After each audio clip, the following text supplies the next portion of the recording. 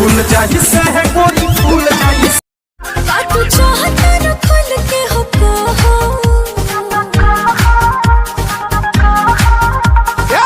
single सहलू तो double सहा हमारो राह तू पिया हो के यही पर मोदी जी के गयो निगाह हमारे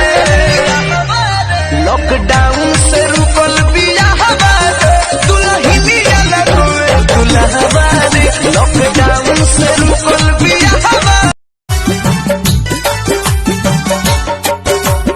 चीर के छाती देख लो करा दिल में पानी हम हो जन्म जन्म साथ रहे के खैले